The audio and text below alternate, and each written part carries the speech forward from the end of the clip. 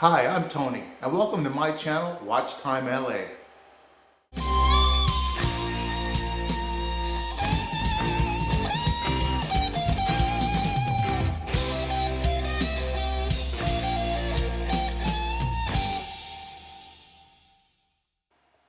Okay, ladies and gentlemen, today we're going to review another KS or Kronen and Sohne watch.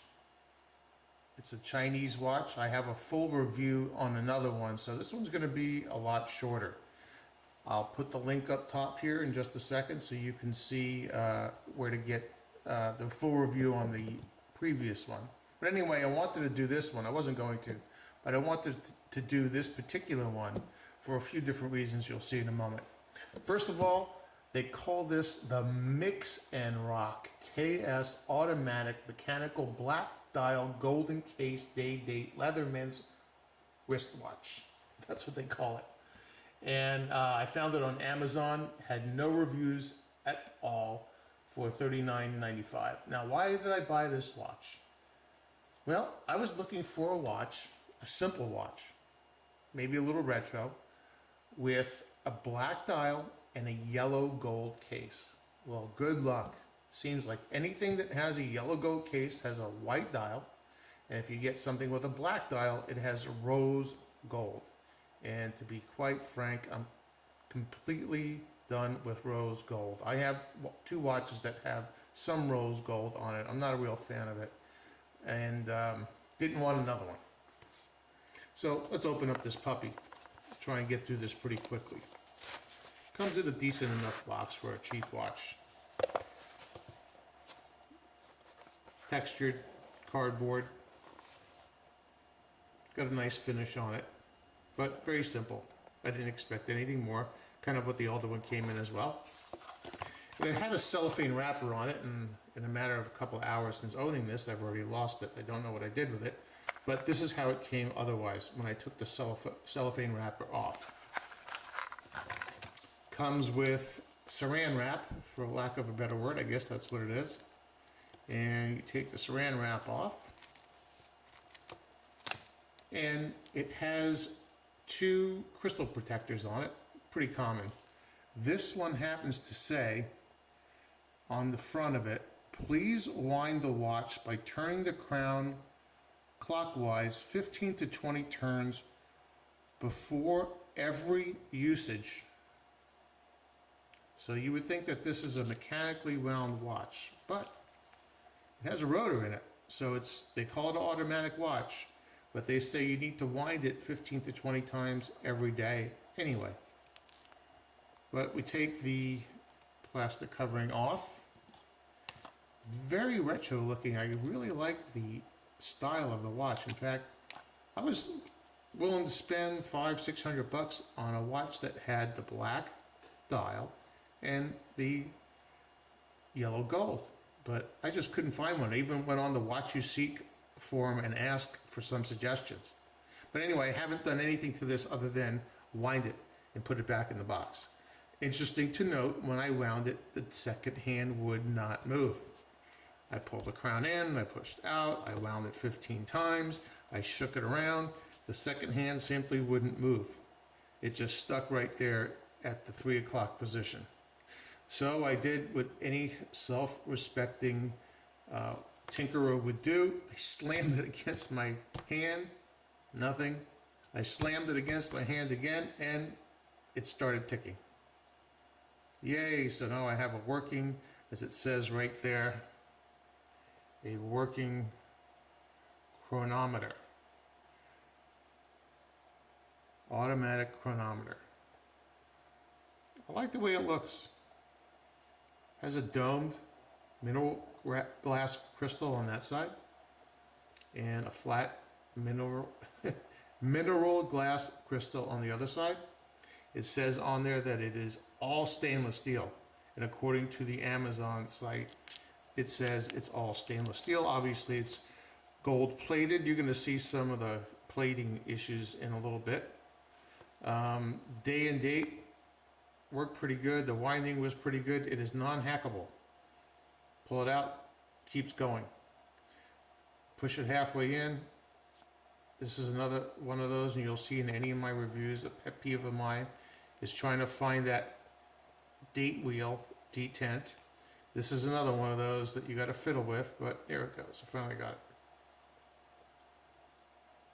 it. After you get it, it's okay. Now this is not a Swiss movement, it's a Chinese movement. It's their in-house movement. A lot of noise.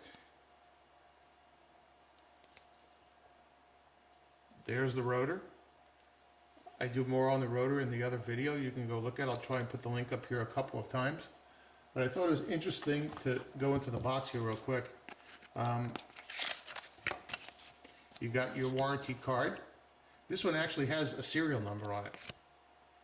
I've gotten watches much more expensive than this, and it's just blank.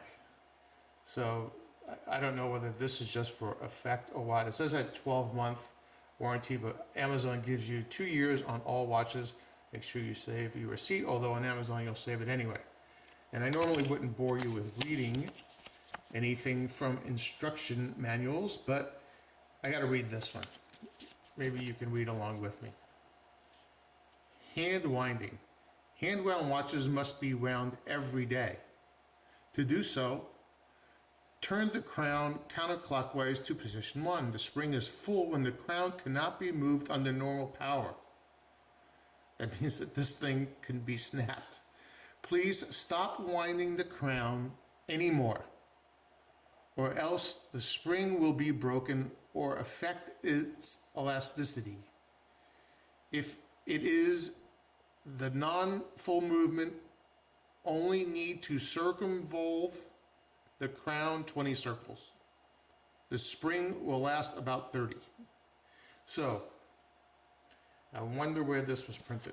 Anyway, you can figure that out. Do another view here in a second. Now personally, I think this is a great looking piece. I like the ultra retro look. I just wish, if you see how these lugs are, I wish they would have came curved down about 25-30 degrees. They stick straight out, which makes the watch wear much bigger than it actually is. So it's about 40, it says 40 millimeters, and I believe that it's just under. This is my comfort zone. I don't like going much over 40. And this is right around 40 without the crown. But if you see the way it sits on the wrist, you can stick a finger under there, not good. The band is very comfortable. Feels like a pretty decent band. It says it's genuine leather. The crown is kind of signed.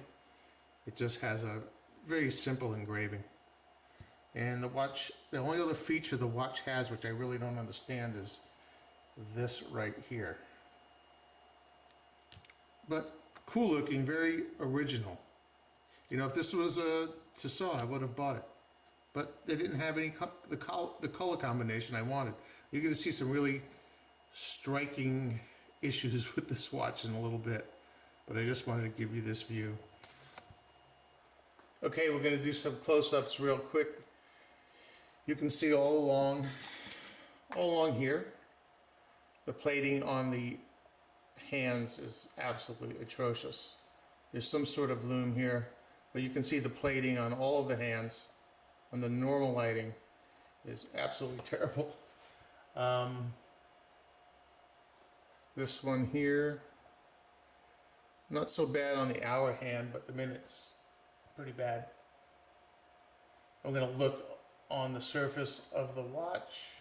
We'll look at the indices, which are all applied except for the ones on the top. The big indices are applied. They look okay.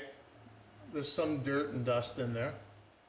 Okay, so what we're looking at here are the hour indices in between the 12 and the 6. And you can see some pretty odd stuff. First of all, the plating on them is terrible. And it looks like they put these little loom dots on them, but they're not lined up. Like this one is to this side, this one is to that side, and you'll see a really great example of that here in a minute. There's your 9. That one's pretty much dead center. Look how far off this one is. It's almost completely off to the side. And it looks like there's also some film underneath the crystal on this one. As we get back to the top,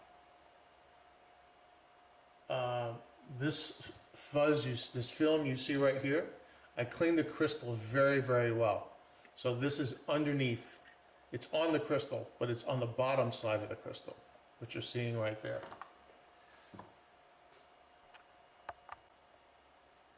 Okay, and right underneath the crown, you see some horrific, really horrific plating. And I don't know whether those are scratches that happen from someone messing around with it or what. And you'll also see there's a huge space right here. Right in here. So this case, although it's been taken down, it hasn't been taken down properly. That was the worst I could find. There was also a plating issue right here. You'll see there's bubbles. These are actually bubbles in the plating here, here. And as we look inside the watch, you're going to see these cast gears. I'll try and get a better shot here. Are severely pitted. And, you know, it's just a poor casting. There's a jewel right there for you. And this is I believe it's just a decal that they put on this rotor. It looks cool from the outside. It kind of like that Invicta look. They do that yellow rotor thing.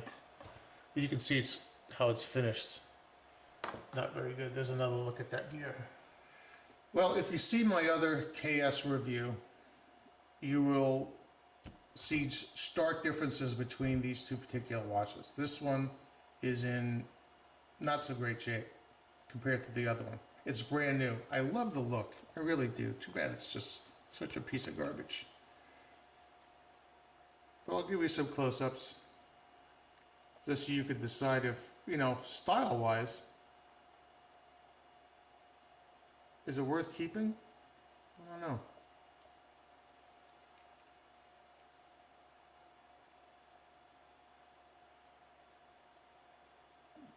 Their heart was in the right place, but this is a lot of dust right here, so it's not all that bad. There's your signed crown.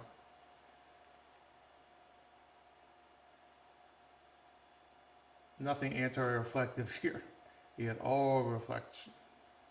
Anyway, that's my review on the K&S mixed rock or whatever they call it. Love the look. Hate the way they did it. Detail is terrible. Band's nice. Anyway, that's it. I hope you like this review.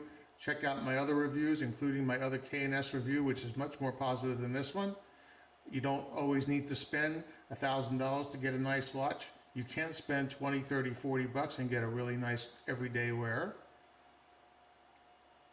If you want to go for the 3,000, 4,000, that's up to you. In the meantime, don't forget to subscribe, ask any questions, or you have any comments, please list them below. Thank you for watching.